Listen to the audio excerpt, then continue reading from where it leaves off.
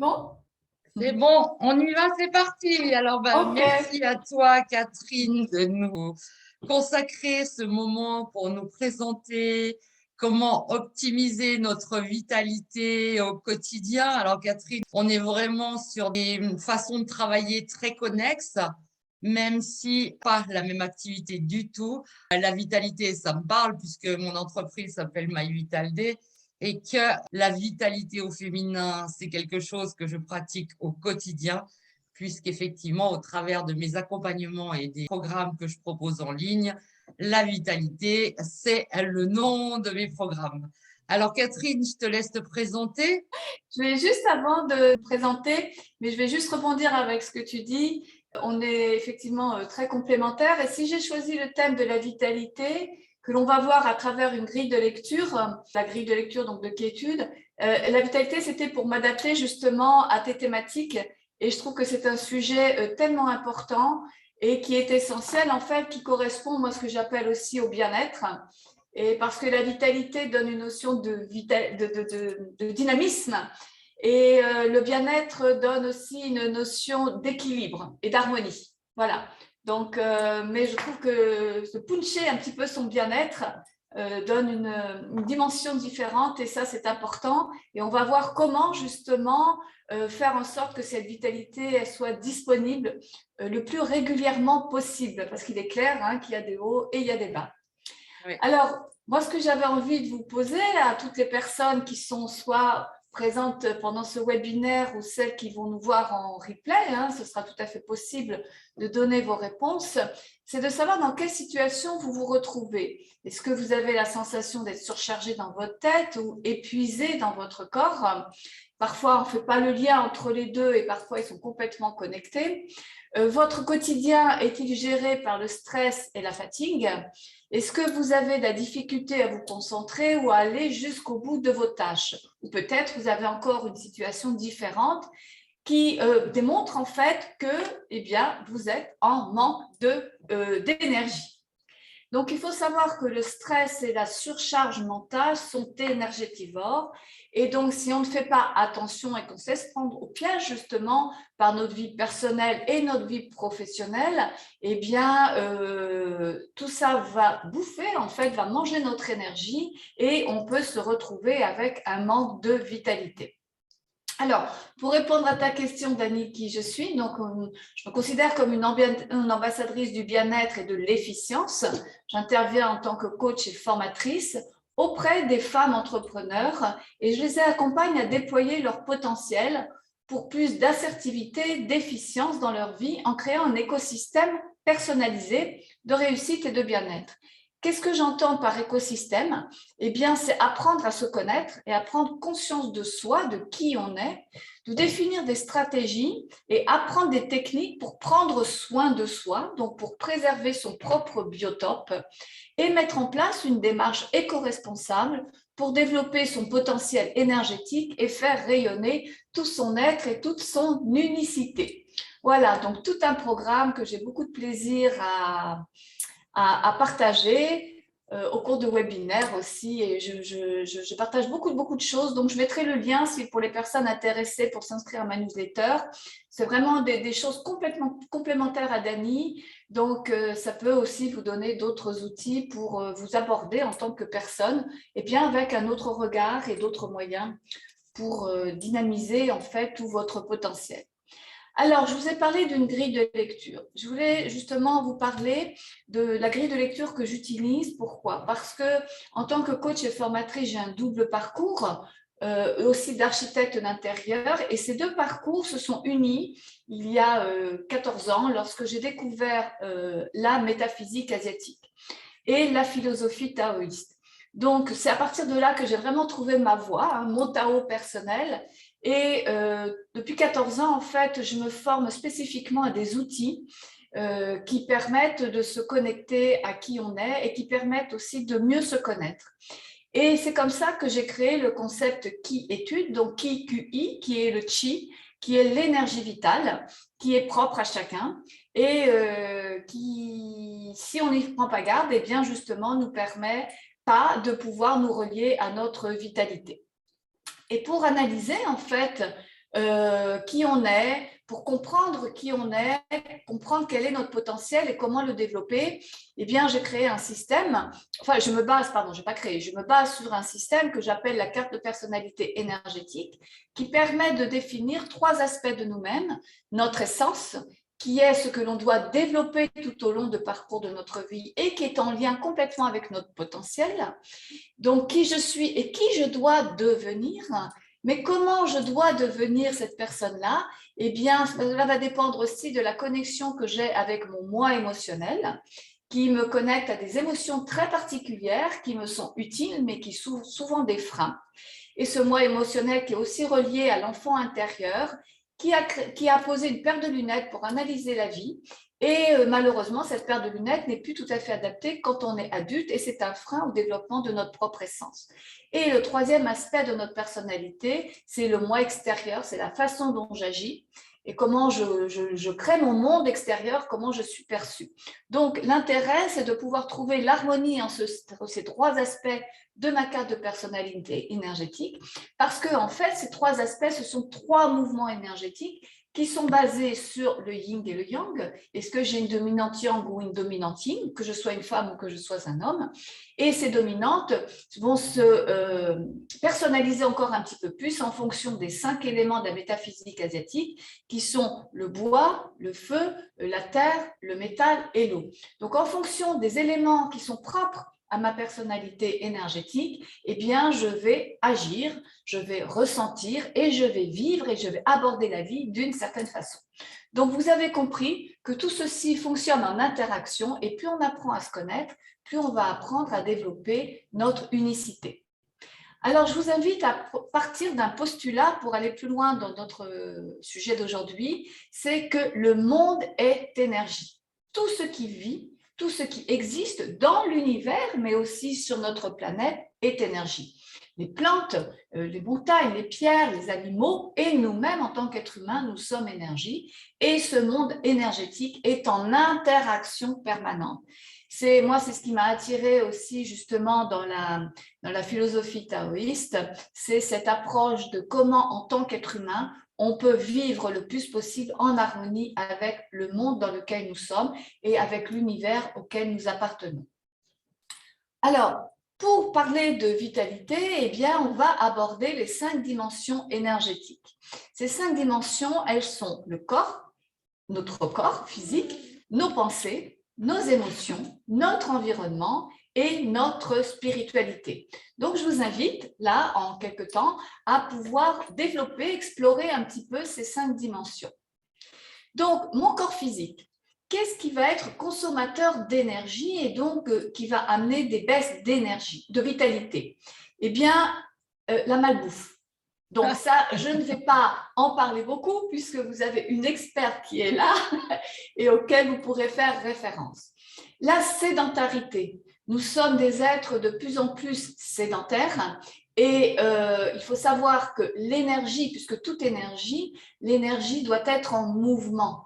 Dès que l'énergie est bloquée, on va voir comment elle peut être bloquée en fonction des différents pôles que l'on va exploiter, eh bien, ça crée des blocages énergétiques et ces blocages énergétiques ont des conséquences. En l'occurrence, sur notre corps physique, la sédentarité crée un blocage énergétique puisque l'énergie ne fonctionne pas suffisamment dans le mouvement et donc on va créer des douleurs dans notre dos, dans nos cervicales, et des problèmes dans notre corps et donc jusqu'à des problèmes de santé. Donc, ne pas prendre soin de son corps, ne pas faire attention à tout ce dont notre corps a besoin, va être consommateur d'énergie, puisque lorsque l'on souffre dans une partie de notre corps, eh bien, on va perdre de l'énergie. Donc, notre vitalité va diminuer. Il faut aussi rappeler que la sédentarité, ce n'est pas simplement des douleurs au niveau de nos os, de nos articulations, ça crée aussi de gros problèmes digestifs.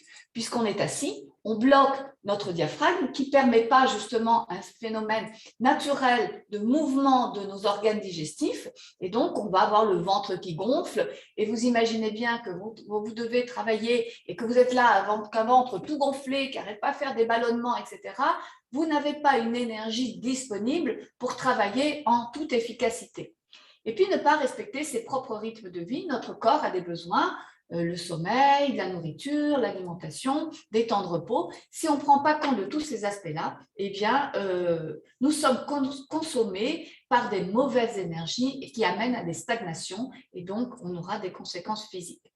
Donc, moi, je vous invite à vous réfléchir quels sont les aspects de votre vie qui vont être des consommateurs d'énergie, mais des consommateurs négatifs, bien entendu. Quand je parle de consommateurs, c'est des éléments qui viennent vous pomper énergétiquement et donc faire baisser votre vitalité. Comment faire pour récupérer un corps physique plein de vitalité? Eh bien sûr, on va parler d'une alimentation saine. Donc ça, vous savez à qui vous adresser, n'est-ce pas, Dani? Vous avez aussi, on a parlé de sédentarité, donc faire du sport. Alors, il y a des gens qui n'aiment pas faire le sport. Mais le sport, c'est ça, pas simplement aller faire du footing ou aller faire du marathon, etc. Le sport, c'est aller marcher. Faire une marche consciente, c'est faire des mouvements pour s'étirer, prendre des temps réguliers pour mettre notre corps en activité. Et ça, c'est essentiel. Alors, je vais faire une petite référence, justement, je vous ai montré la carte de personnalité énergétique. Il y a des personnes qui sont, par exemple, qui ont dans leur carte de personnalité énergétique un fort élément de bois, un bois yang. Comment le bois yang bouge avec son corps? Le bois yang, il va être souvent dans le défi, dans le challenge.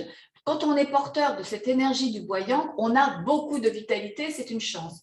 Malheureusement, on va très souvent l'utiliser à mauvais escient parce que comme on est plein de vitalité, on est toujours dans l'hyperactivité. Et très souvent, on va au-delà de notre propre force. Et donc, le bois yang peut passer par des phases fortes d'épuisement parce qu'il ne s'est pas suffisamment écouté et qu'il n'a pas suivi un cycle régulier d'activité et de pause. En plus, le bois yang, comme il a une grande vitalité, comme il aime le défi, le challenge, comme je vous l'ai dit, il va aller vraiment, vraiment dans quelque chose qui va être dans un rapport de force avec son corps. Alors que l'énergie du bois, c'est une énergie qui est en lien dans le corps aussi avec les muscles, bien entendu, mais aussi les tendons. Et donc, le bois yang aurait intérêt à partager son temps entre ses activités physiques qui sont essentielles à son bien-être, mais avec des étirements, avec des mouvements de yoga, de stretching, qui vont permettre ce bon équilibre de son corps et de bénéficier au maximum de sa vitalité. Tous les profils énergétiques n'ont pas la même vitalité. Donc, chacun va l'exprimer d'une façon différente et tout le monde n'a pas le même potentiel. Le bois, dans les 5 éléments, est un des éléments qui a le plus de vitalité. Donc, c'est une chance. Donc, autant la préserver et la vivre au mieux.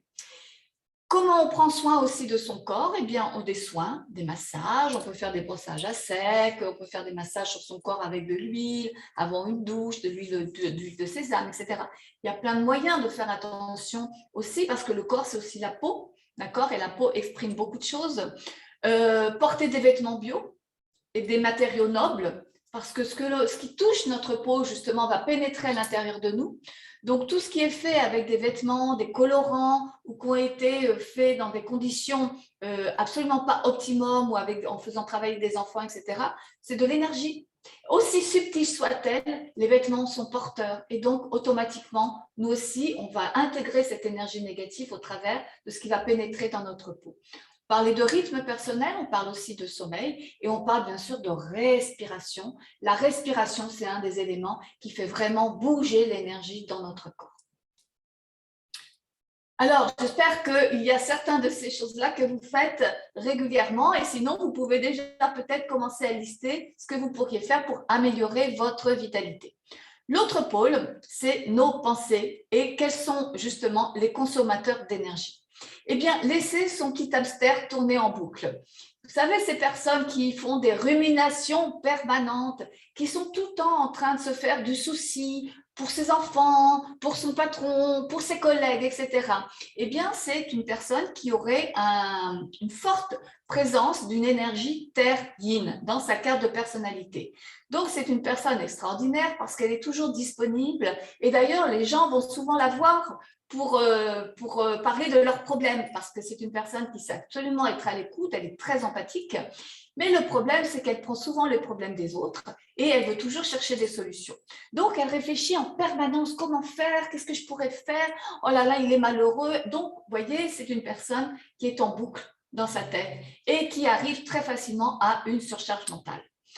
Les surcharges mentales, mais donc on peut parler aussi des personnes qui se sentent multitâches, qui font en permanence plusieurs choses à la fois pour essayer de gagner du temps. Mais il faut savoir, hein, aujourd'hui c'est reconnu, qu'être multitâche, eh bien, ça vient nous épuiser physiquement, énergétiquement, parce que notre concentration est excessivement attisée et elle n'est pas capable de faire toutes ces choses-là. Donc, en fait, notre concentration va être dispersée, notre énergie va être dispersée et finalement, on perd de la qualité et donc on perd aussi de l'énergie. Avoir des pensées morbides, de la haine. Ça, c'est typiquement féminin. C'est très féminin, c'est très féminin. Oui, exactement. En plus, il y a eu des livres qui ont été écrits là-dessus, comme quoi c'était le propre de la femme, mais malheureusement, eh bien, c'est un piège parce que ça vient vraiment faciliter sa surcharge physique et mentale. Avoir des pensées morbides, négatives, de la haine, de la jalousie, de l'envie. Pourquoi morbide? Parce que c'est du poison pour notre corps. Tout ce qui se passe dans notre tête va venir aussi contaminer notre corps. Hein. Vous avez bien compris, tout est en interaction permanente. Penser sans cesse, alors je mets toujours hashtag, hein, parce que c'est négatif. Hein, donc hashtag penser sans cesse à ce qu'on n'a pas. Donc on ne voit que le manque. Donc comment voulez-vous qu'on soit heureux, qu'on soit plein d'énergie quand on pense qu'à ce qu'on n'a pas?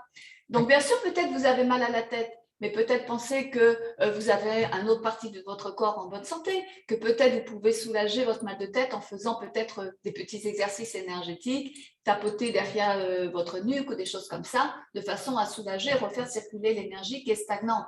Donc, vraiment, penser à ce qu'on n'a pas, ça fait qu'une focaliser sur quelque chose de négatif. Donc ça, c'est consommateur d'énergie.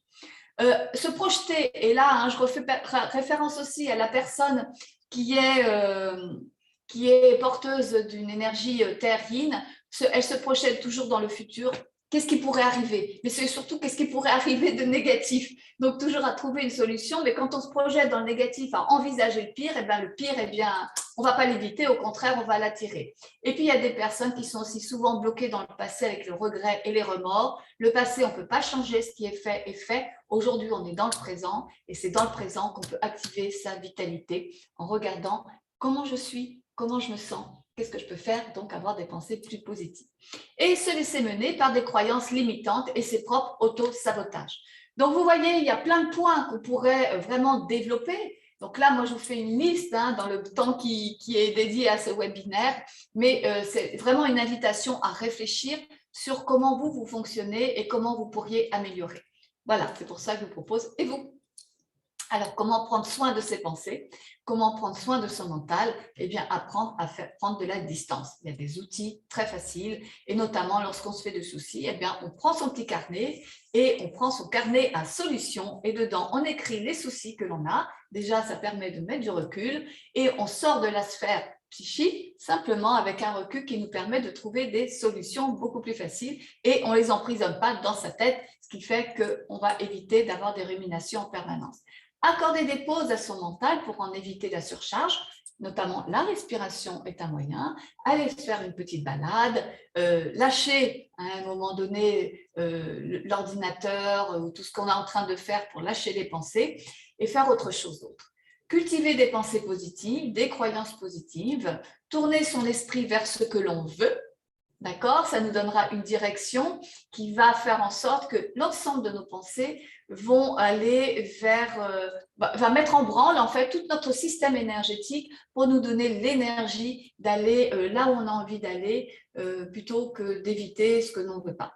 Méditer est une bonne solution aussi pour lâcher prise. Alors, il ne faut pas croire que méditer, c'est s'asseoir là en posture et puis de rester statique pendant une demi-heure. Non, méditer, c'est respirer, c'est aller faire une marche consciente dans le petit parc d'à côté de chez vous. Et c'est simplement ça, en restant centré sur soi et en reprenant conscience de ce que l'on ressent. Donc, se recentrer sur son corps et ça permet aussi de lâcher la puissance du mental. Et puis, donc, pratiquer la pleine conscience. Les émotions. Tout à fait d'accord avec toi. Je te rejoins complètement sur le fait que méditer, ça n'est pas, parce que j'ai plein de personnes qui me disent qu'elles ont du mal à méditer. Méditer, ça n'est pas forcément s'asseoir en tailleur au milieu d'un pré avec les mains, voilà, les doigts joints, etc.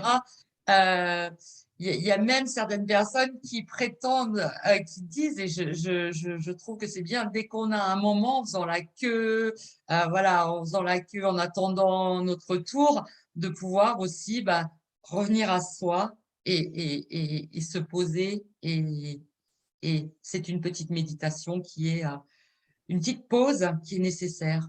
Exactement, exactement. Ouais. Effectivement, c'est recentré.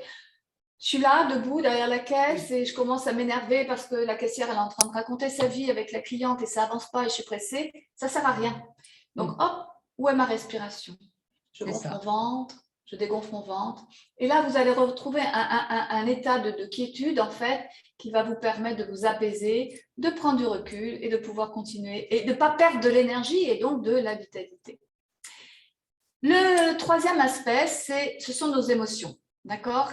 Et donc, les émotions sont excessivement consommatrices d'énergie, en sachant que tout est lié, puisque nos pensées déclenchent des émotions et vice-versa, d'accord? Et tout ça aussi va venir contaminer notre bien-être physique. Donc, être submergé par ces émotions, ne pas être à l'écoute de ses ressentis, donc fuir aussi ces émotions, eh bien ça, c'est consommateur d'énergie, parce que ce n'est pas parce qu'on ne peut pas les regarder qu'elles n'existent pas. Au contraire, elles deviendront de plus en plus puissantes pour se faire entendre. Fuir ces émotions par l'hyperactivité ou par le désespoir, c'est-à-dire qu'on va complètement s'enfermer dans un système de dépression et puis on va être complètement envahi, submergé et on ne va rien résoudre. Et puis se nourrir de négatif. Je vous en prie, limitez les informations que vous voyez à la télé, toutes ces choses où on attire le public pour ne vivre que dans la peur et dans l'angoisse, et on sait ce que c'est depuis 2 ans, hein, depuis qu'est arrivé certains événements. Donc, c'est de la nourriture négative pour vos pensées, c'est la nourriture négative pour vos émotions, pour votre corps et pour votre bien-être. Donc, prenez du recul, ne vous inquiétez pas, ce n'est pas parce que vous ne voyez pas le journal de 20 heures que vous ne serez pas au courant de ce qui se passe. De toute façon, tout est en boucle en permanence. Donc, repérez aussi, d'accord, là où vous pensez que vous péchez un petit peu par rapport à vos émotions. Donc, pour que nos émotions alimentent notre vitalité, eh bien, il faut être à l'écoute de soi et à l'écoute de ses émotions. Il faut savoir les accueillir. Je suis triste, ok. Eh bien, j'accueille ce moment de tristesse parce que ça va permettre justement de la diminuer et surtout de comprendre le message. Parce que les émotions, ce sont des messages. Dans émotion, il y a le mouvement. D'accord? Donc, ces messages nous amènent à une action. Mais pour savoir quelle est l'action adaptée à l'émotion que je ressens, il faut que je puisse la comprendre et l'entendre. Donc, identifier ce qui éveille aussi nos émotions. Pourquoi à certains moments de la journée ou à certains moments du mois ou de la semaine, j'ai toujours un moment de tristesse, par exemple. Il y a les personnes, c'est souvent le dimanche soir, avant de reprendre la semaine. Il y a bien sûr les femmes. En fonction des moments de leur cycle, elles vont ressentir peut-être plus de tristesse, d'accord? Donc tout ça, c'est important d'accueillir ces émotions et de repérer aussi à quel moment elles arrivent. C'est bien d'avoir un cahier à émotions, d'accord? Un cahier à émotions, il est noté et on va voir s'il y a quelque chose qui revient régulièrement. Parce que justement, nous avons, en fonction de notre profil énergétique, une émotion phare. Si par exemple, dans notre carte de personnalité énergétique, on est porteur de l'élément eau. L'élément eau est lié à la peur. Donc, il y a des personnes qui peuvent parfois ne pas oser agir, ne pas oser faire certaines choses parce qu'elles ont en elles la peur. Mais la peur, elle est intéressante parce que la peur nous indique qu'il y a un danger dans notre équilibre, un danger dans ce qu'on va faire qui va peut-être justement nous sortir de notre zone de confort. Accueillir justement ce danger, comprendre quel est-il, va permettre de pouvoir poser des actions qui vont nous rassurer. Surtout qu'une personne qui est porteuse de l'élément eau, eh bien, derrière ses peurs, eh bien, il y a du courage, énormément de courage. Donc, c'est des personnes, lorsqu'elles apprivoisent leur peur, elles sont capables d'agir et de faire des choses que les autres n'oseraient pas. Donc, mettre le courage à disposition de soi pour pouvoir avancer dans la vie avec beaucoup plus de dynamisme et de vitalité, ça veut dire qu'on apprend à travailler et à accueillir aussi sa peur. Donc, chaque profil énergétique a une émotion particulière. Donc, écoutez le message de cette émotion, travaillez sa posture. Si par exemple, vous êtes dans la tristesse, eh bien, quand on est dans la tristesse, comment on se positionne? On est replié sur soi, les épaules s'abaissent, la respiration, elle est bloquée, on baisse la tête et il y a toute une posture associée à chacune des émotions. Si vous sentez que vous êtes dans la tristesse, ok, je suis triste, qu'est-ce qui se passe là à l'intérieur de moi? Et de quoi j'ai envie, de quoi j'ai besoin? Et là, vous respirez et vous ouvrez votre corps. Eh bien, en ouvrant votre corps, en respirant, vous laissez circuler justement cette émotion, vous laissez circuler cette énergie, et puis vous changez de posture. Et en changeant de posture, automatiquement, vous changez d'état interne. Donc, le travail sur la posture est très important. Éviter les sources d'émotions négatives, bien entendu, et développer les émotions positives. De quoi j'ai envie? Qu'est-ce qui me met en joie? Tiens, se rappeler une activité qu'on a fait ce week-end avec les enfants ou un moment amoureux avec son conjoint, quelque chose qui nous nourrit de positif. On en a plein. Donc, souvent, on les oublie aux dépens des choses négatives. Donc, il faut vraiment apprendre à se reconnecter au positif de notre vie. Notre environnement. Donc, on arrive là au quatrième pôle. Qu'est-ce qui est consommateur d'énergie dans notre environnement? Eh bien, on va voir deux aspects de notre environnement. Il y a les relations. Passer du temps avec des relations toxiques. Vous savez, ce genre de personnes, quand vous leur dites « Oh, j'ai une super idée »,« Oh non, mais tu ne vas jamais y arriver, oh, mais ça ne sert à rien, ça existe déjà », qui déjà vous coupe toute votre motivation et votre envie d'avancer. Mais elles vous disent, mais c'est pour ton bien, hein, je te dis ça pour te rassurer, hein, je te dis ça, c'est pour que tu évites des échecs. Donc déjà, vous voyez, ce sont ce genre de personnes avec qui il faut prendre du recul. Parce que très souvent, eh bien, on va se laisser influencer par ce genre de conseils et ça va nous couper l'herbe sur le pied. Ne pas prendre aussi pour soi les remarques ou les critiques. Certainement, les personnes qui réagissent de cette façon-là sont des personnes eh bien, qui se disent « Oh ben, moi, je n'oserais pas » ou « Elles ont peur de le faire, elles n'osent pas, etc. » Donc, elles vous renvoient en fait ce qui se passe dans leur propre monde intérieur. Ok, j'entends ce que tu me dis. Par contre, moi, je trouve intéressant. Je vais voir effectivement comment je peux prendre ces remarques pour pouvoir faire évoluer mon projet et valider mon idée. Vous comprenez? Et ne pas chercher à être en permanence entouré. Donc, lorsqu'on a dans sa carte de personnalité un élément feu, l'élément feu, c'est une personne extrêmement joviale, extrêmement enthousiaste, qui aime faire les choses beaucoup par le plaisir. Mais elle aime les partager et elle a besoin, elle existe en fait parce qu'elle est entourée, parce que c'est une personne qui est aussi en permanence recherche d'amour. En fait, la recherche d'être un peu le centre. Voilà. Donc, c'est une personne qui va perdre énormément d'énergie à être tout le temps avec les autres. Mais c'est souvent des relations superficielles. Ce sont des relations qui vont simplement nourrir une partie de son ego, mais qui ne vont pas nourrir son être intérieur. Donc, elle perd beaucoup d'énergie à chercher à être tout le temps avec les autres parce qu'elle passe à côté de ce qui se passe en elle. Et donc, elle peut tomber même dans des baisses d'énergie, de vitalité, qui peut tomber dans une forme de dépression et de grande tristesse. Quelqu'un qui est porteur de feu, c'est quelqu'un qui a des hauts et des bas émotionnels. Donc, plus on est tourné vers les autres, plus on vit à travers les autres et plus on s'éloigne de qui on est et moins on trouve le bien-être et la sérénité intérieure. Et vous, hein? Est-ce que vous pensez un petit peu aux relations que vous avez? Est-ce qu'elles sont toutes sources de soutien ou pas? Donc, il faut savoir bien s'entourer et privilégier du temps avec des relations qui nous supportent, des relations qui sont saines, des personnes qui savent nous écouter, qui peuvent nous donner des conseils intéressants, mais qui ne sont pas sans arrêt en train de nous casser et de ne pas nous donner… En fait, on se sent très bien. quand on a passé un moment avec des copines, par exemple, ou des copains, hein, quand on sort de là, on se dit « Oh, j'ai perdu mon temps » ou « Oh là, je me sens fatiguée » ou « J'ai mal à la tête », vous êtes sûr que vous étiez dans un moment assez toxique. Donc, si c'est quelque chose qui revient régulièrement, prenez de la distance et commencez à analyser et commencez à éviter à fréquenter certaines de ces personnes. Ne pas prendre pour soi, je l'ai dit, hein, les remarques et les critiques, et faire du tri dans ses relations pour ne profiter que du meilleur.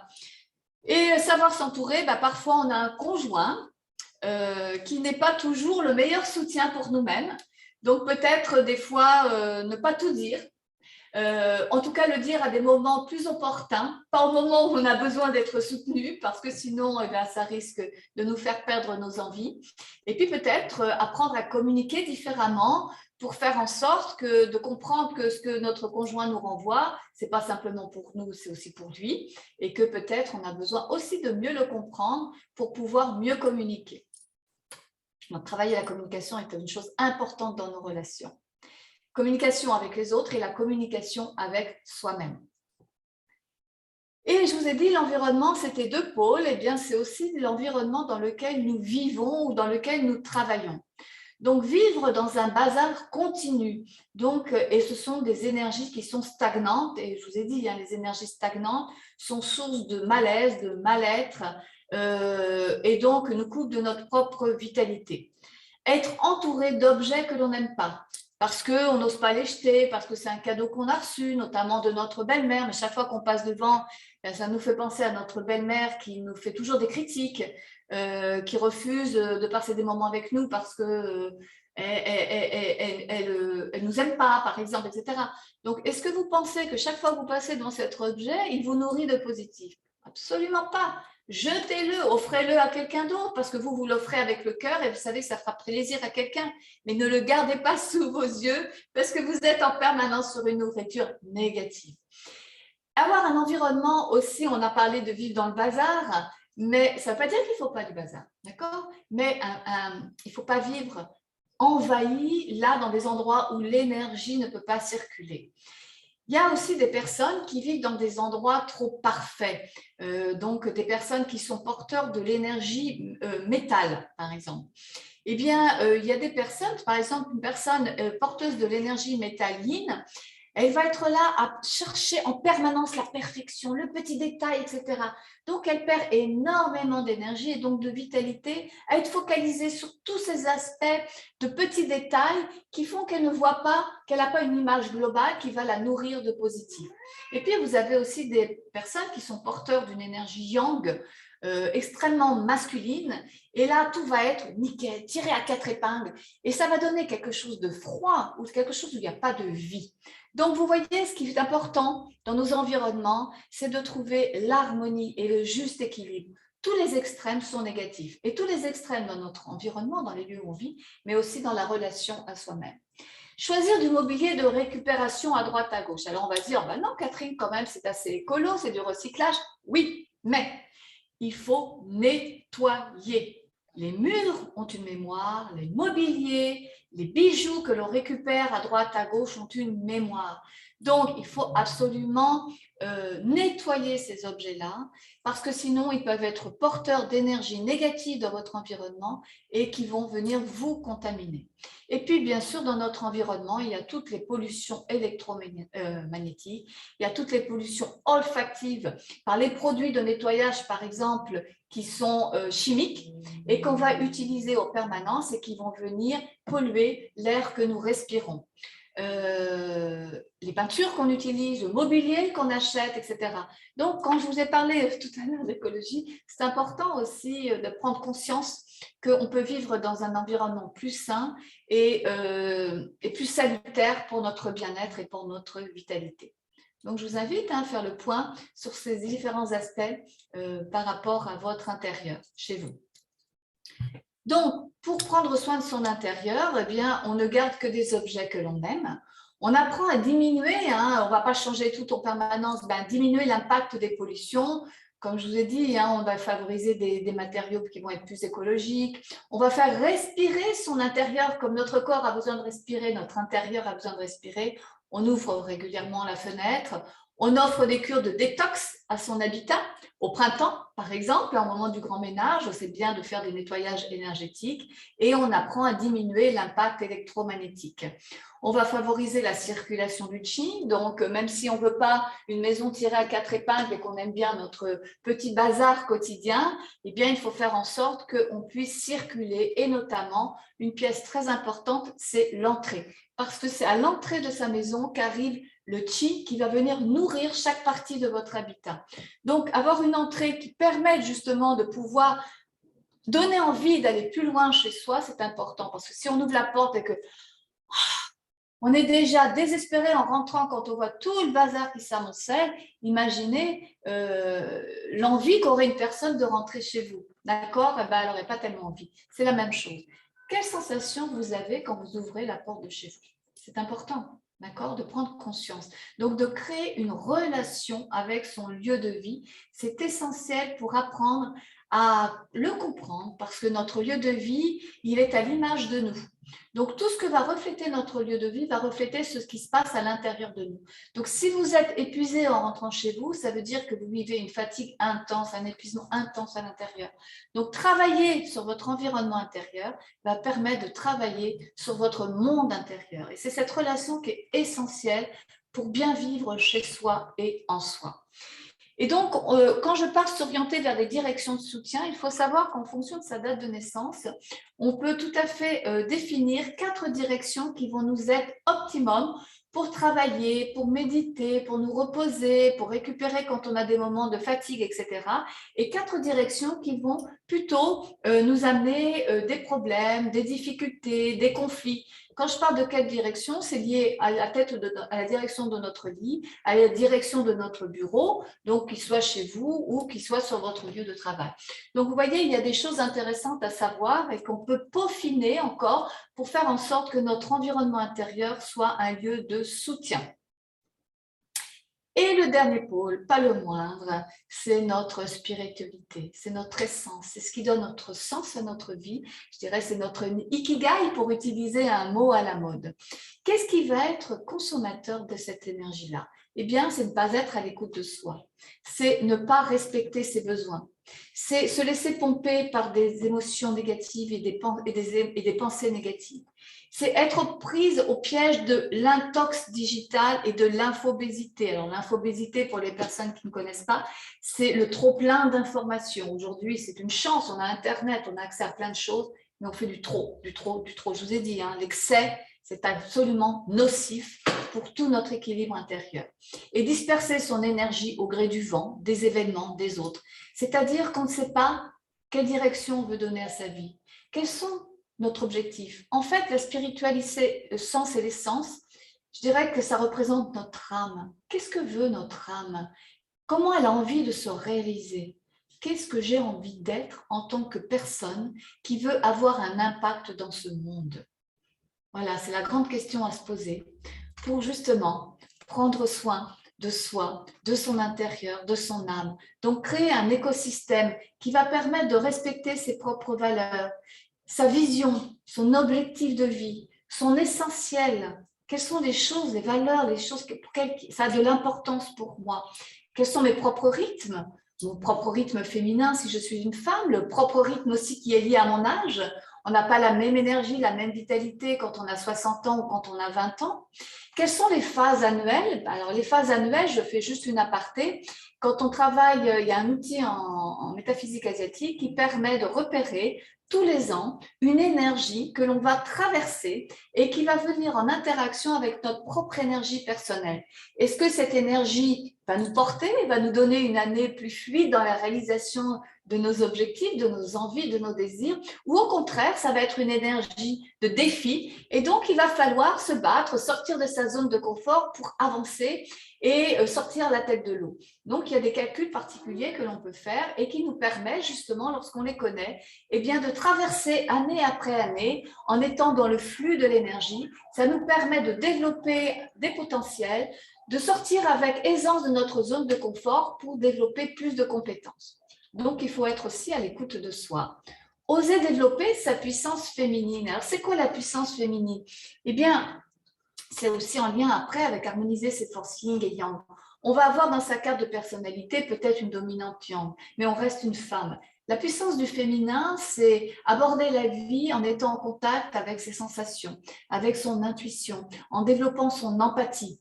Et donc, tous ces aspects-là, il ne faut pas les bannir. Mais être enfermé dans sa puissance yin, ça être aussi enfermé dans ses émotions et donc ne pas oser et ne pas passer à l'action. C'est ça, harmoniser ses forces yin et yang, qu'on soit un homme ou qu'on soit une femme. Et être efficiente. Être efficiente, ça veut dire équilibrer ses ressources pour rester centré et aligné. Et donc, dans ce cas-là, ça va faire aussi au quotidien, dans nos actions du quotidien. Comment je gère mon temps? Comment je gère mon planning, comment je choisis mes activités, qu'elles soient personnelles ou professionnelles, pour garder cet équilibre et donc cette vitalité intérieure. Voilà, nous avons abordé les 5 aspects et donc moi je vous invite à vous poser la question, quelles sont parmi ces 5 dimensions, quelles sont celles que vous prenez le moins en compte et qui pourtant vous vident énergétiquement? Et donc, je serais heureuse, après le webinaire, de pouvoir lire les réponses que vous allez partager pour toutes les personnes aussi qui seront en replay, parce que ça permet d'échanger. Je vous apporterai peut-être d'autres informations. Et en tout cas, ça permet pour vous-même de vous poser la question, de vous situer et de voir quels sont les axes de direction sur lesquels vous pouvez commencer à changer. Parce que bien sûr, que c'est un chemin tout ça, optimiser sa vitalité. C'est un chemin quotidien, tous les jours, ça demande des efforts.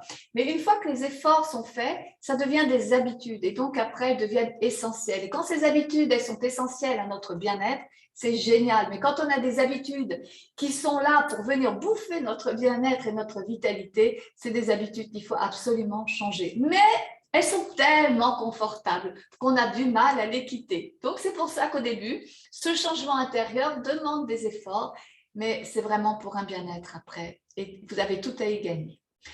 Donc, en conclusion, la vitalité, c'est un état d'être en 5 dimensions. C'est en fait construire un écosystème qui va nous permettre de nous ressourcer. C'est un objectif aussi. Quel impact je veux avoir dans ma vie? Quel impact je veux laisser dans le monde?